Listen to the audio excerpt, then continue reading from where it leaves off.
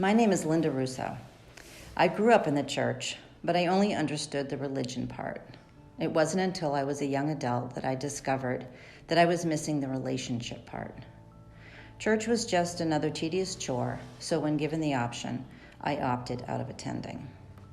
It wasn't until I was in college that I began to notice God pursuing me. Looking back now, I can see that he was patiently, yet persistently, calling me gently to come to the cross. Initially, I turned down all these advances to get to know God better. I believed that my relationship with him was just fine the way it was. Once I settled into life after college, I remember feeling unsatisfied. Although work was good and life was fun, I still felt there was something missing. I just didn't know what that something was. Shortly afterwards, I began dating someone who was in the Coast Guard. He went away for a month-long training mission and had a life-changing experience after hearing the gospel message. He wrote to me concerning this, but I didn't understand, and frankly, I thought he was crazy. Upon his return, he continued to tell me about God. He explained that the Bible tells us that we're all sinners and we need God's forgiveness in order to have our relationship with him restored. The very reason we have that empty feeling is because we are separated from God by our sin.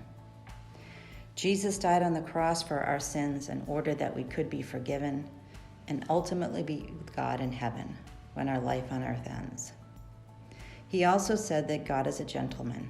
He'll stand at the door of our heart and knock, but he'll never barge in. He only goes where he's invited. And that's the step we have to take, inviting him in. I did that one summer night in 1985. I went to a tent crusade that one of the local churches was sponsoring. The speaker was explaining everything that I had been hearing recently. He invited people to come forward and surrender their lives to Jesus, to receive God's forgiveness and fill that empty place in our heart. Before I knew it, I found myself at the front. That man prayed with me, and I immediately felt the weight of years of sin and guilt lift from me. It felt like someone took cinder blocks off my shoulders. What a relief to know that God was willing to meet me right there. He knew everything about me, and he accepted me just the way I was. I didn't have to do anything to earn his love. I had finally found what was missing in my life. My relationship with God doesn't guarantee a life without struggles and difficulties. I don't always understand everything God allows or the ways he works, but I do know that his word promises that he will never leave me or forsake me. Life with God gives me hope and a guarantee of my destination. And in a world often filled with little hope and no guarantees, I'd say that was pretty good.